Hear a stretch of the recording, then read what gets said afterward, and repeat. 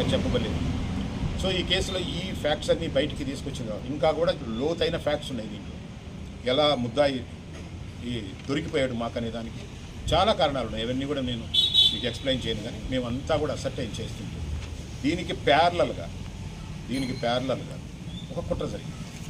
ఆ కుట్ర ఏంటంటే, ఏదైతే ఈ హత్య జరిగిందో ఇతను వైసీపీ కార్యకర్త, దాదాపు ఇతను కూడా చనిపోయిన అతను కూడా వైసీపీ సింపథైజర్.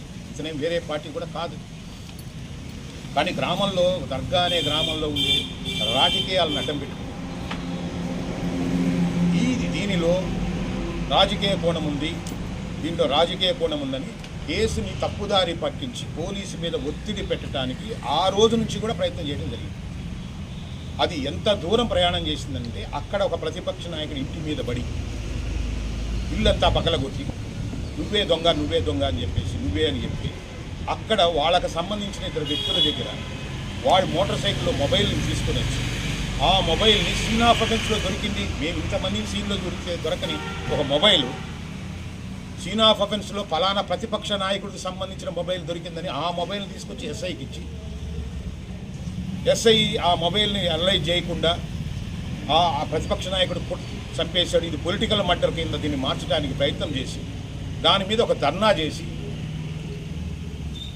ఆ శవాన్ని ఎత్తనీయమని చెప్పి ఇది రాజకీయ కోణం ఉందని చెప్పేసి ఈ కేసుని ఒరిజినల్ స్థాయిలోని పోనీయకుండా దీన్ని ఒక పక్క స్థాయిలోకి దీన్ని తీసుకెళ్లాలనే ఒక ప్రయత్నం 100% జరిగింది.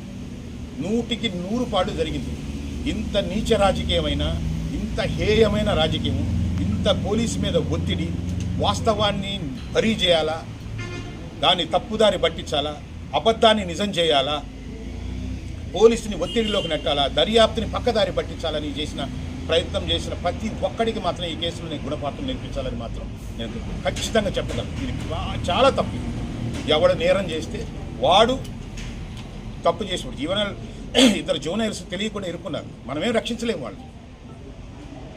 వాడికి ఏ సంబంధం లేదు. వాడు ఏదో వీడి దగ్గర పనిచేశారు కాబట్టి వాడు పిలిస్తే వచ్చి అనవసరంగా నేరంలో ఇరుక్కున్నాడు. కొంత దయా జాలి ఉంటే ఉండొచ్చు మనకి, కానీ మనం ఏం చేయలేము. ఎవడైతే చంపాడో వాడికి అసలు ఏమీ చేయలేము. అట్లా కాకుండా ఈ నేరానికి సంబంధం లేని వ్యక్తుల్ని ఈ కేసుల్లో పెట్టాలని కుట్ర ఏంటి? దీనికి ఈ కుట్ర ఏంటి? ఈ కుట్ర కోసం ఇంకొక కుట్ర ఏంటి? దీనికి పోలీసు మీద ఒత్తిడి ఏంటి? పోలీసుని తప్పుదారి పట్టించే ఈ నీచ రాజకీయం ఏంటి?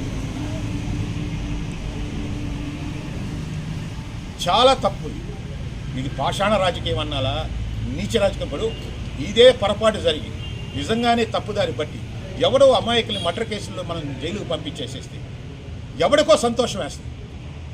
కానీ ప్రొఫెషనల్ పోలీసు మీద అంతా ఒత్తిడి పెట్టి ఆఖరికి శవాన్ని కూడా దీనియకుండా ధర్నా చేసి దొరకని వస్తువు దొరికిందని చూపించి ఈ రోజు కూడా అదే రకంగా ఒక రూమర్స్ క్రియేట్ చేసి ఈ ప్రయత్నం చేసిన ఏ వ్యక్తిని కూడా వదిలే ప్రసక్తి లేదు, వదలను కూడా. ఇది కూడా మీ పత్రికా విలేకరులు కూడా ఇలాంటి వాటి ఇది కాదు పద్ధతి, ఇది తప్పు, ఇది ధర్మం కాదు, ఈ విధంగా చెయ్యకూడదు అని మీ యొక్క హెల్ప్ కూడా అడుగుతున్నాను.